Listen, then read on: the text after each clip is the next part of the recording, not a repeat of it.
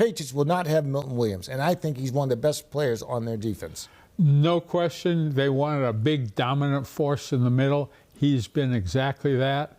The unfortunate reality of pro football is it's a war of attrition. You're going to get guys banged up. You're going to lose them for some time. You just have to, move on. But he's been a terrific player for them, and it's a big loss. The good thing is, right now you'd say, good chance they're going to have him in January. I got you. And that's really okay. You're at the point now where stuff like that becomes really important. He's a tone setter, and I think it's a big loss because he's a big reason why they were so successful against the run. Not only just his own personal dominance against offensive linemen, but just the ability to rotate guys in there. So obviously Christian Fauria becomes a bigger impact player. Rookie Joshua Farmer is going to have to step up. He's been hurt coming off an ankle injury. We'll see how what kind of production he can give you. And Tonga's been great. I mean, on both sides of the ball, to be honest with you. I love Tonga. Just the name alone. You got to live up to that name, though. So, but that to me is listen, they were doing really good against the run. I don't think they'll be as good, but they'll still be good enough to kind of make a difference. Okay, they get the potential return of Ramondre Stevenson and Kayshon Boutte. You need these guys back. Stevenson has a toe. How long can he be out with a toe injury? As you see from some guys around the league, it's significant. I mean, you think about it. Every time you take a step, if your toe's not right, it's going to impact you. Okay, so TreVeyon. Case in point, how about Joe Burrow? Yeah, Joe Burrow's been, that's a good point. Joe Burrow's not playing. Purdy. Yeah, right. You're right. Good. No, excellent point. So here's my thing. TreVeyon Henderson has taken off. What do you do with Ramondre Stevenson when he comes back? When he comes back, then you've got another good running back. You never have too many good running backs. You're going to need good. You're dodging the question. Who starts? Who's in the first play of the game? Who cares? I mean, if you'd like to run the ball 35 times, the big thing is you protect these guys. 18 carries apiece. It's hard to just give one guy the ball 36 times every week. So I like the fact that he added who starts, who cares. So there is a stat. You go Pro Football Focus reference, and it'll say games played and the game started. And I will technically be the guy who was introduced on TV, yet I am not on the first play of the game. Therefore, if you look at my stats page, I don't get credit for a start. That's kind of the way it works. You don't get credit for the start unless you are literally the tight end on record playing the first snap of the first game. So it's weird that way. So my answer to your question is, nothing changes. If the game plan calls for him to have a play, he's going to start. But backs are different. They're a lot like tight ends. You can have two on the field at the same time. Quarterbacks doesn't matter. Offensive lineman, it's always one guy. Receivers, 5 guys sometimes. I mean, let me put it to you this way. Go ahead. Does anybody really care that on all the championship teams, John Havlicek didn't start a lot of games? The place when it counted, he was in there. He was. He was in there. And he also stole the ball. He did against Hal Greer. I actually remember that.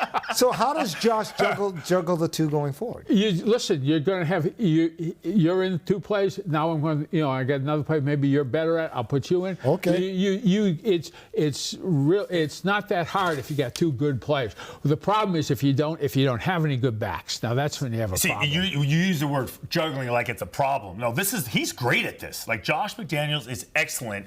Just look through his history with all the different backs, all the different body types, all the different guys. This is just what he wants. Okay. Multiple players, because people will look at Henderson and Ramondre Stevenson and think, they're the same. They're not. They're not. No. So they'll be used differently. One's power, one's speed. Yep. One's power, one's speed. And it affects and the defense sure has to look at it that way. You have a different who's in the game in the backfield will determine what a lot of defenses play. Kayshon Boutte. Hopefully they get him back as well. Now, he's Drake May's deep threat guy. What does he bring back? Just that. I mean, you just can't have too many good players. That's the whole idea. That's why they got a player personnel department. You want as many good players as possible because you're going to need every one of them. So it's a nice issue to have these guys coming back. Yeah, and I would say everybody is everybody's established themselves as reliable players. Mac Hollins is a deep threat guy. He's a big play guy. However you want to define him, the dude is always coming up with plays. Obviously, Diggs and everybody else. Everybody is performing when they need to. When their number is called, they perform. So would they like to have Booty back? Absolutely. Yeah, but I don't think it's going to change when Booty the way comes they back, call a somebody play. else sits, is what I'm trying to tell you. Yeah, but a lot of these guys have earned the right to keep their reps. Okay. I mean, that's what I would say. And I would say, like, that's the one thing that this organization has always done. Man, listen, if you've proven that you're reliable, we're going to find a way to put you on the field. Right. Now you get on to the next issue. Jamar Chase. Okay? Spit. Oh, Spitgate. Spitgate. Okay, that's a great way to Spitgate. Okay, when that happens, when you're coaching a player that does that, how do you approach it? I mean, yeah, do you understand how much you're hurting the team? You're hurting yourself. You're making yourself look like a jerk. You know, we just can't do it. You can't do it. Don't even think about it. He's much more polite than I would be. To me, this is the most despicable, lowest form of sportsmanship imaginable to me. Right. Like, I think it's horrible. And anyone who does it is just low class and has no emotional strength whatsoever. To spit in somebody's face and then lie about it. Unacceptable. What a dope. This guy's stupid. Okay. What does it do to the drama of the football? How does it affect the entire team? So when the you get Bengals, best how does player. it affect the Bengals? Yeah, the Bengals. That's what I'm saying. You know, it's unfortunately, this is what the head coach gets paid for, to deal with stuff like this. I mean, because, you know, that's where all the problems come. He's got to, you know, try to get it straightened out. But it's destructive to trying to win football games. But when you bring in a guy like that, you're the head coach. You bring in a guy like that, you have to question yourself. What type of guy did I bring in that's going to spit in someone else's face? Because you know what? For the last how many years, nobody's been talking about when he's been going out looking like the best receiver in pro football. I mean, it's you got a point. Yeah, you got a point. You just try. So you live with it. You live with it. Yeah, I don't like it. I don't like it. Until you can't live with it. Okay, so all right, we got to take a break. Okay, but go I ahead. know. My thing is, like, I think this paints a picture of an overall attitude of the team in general.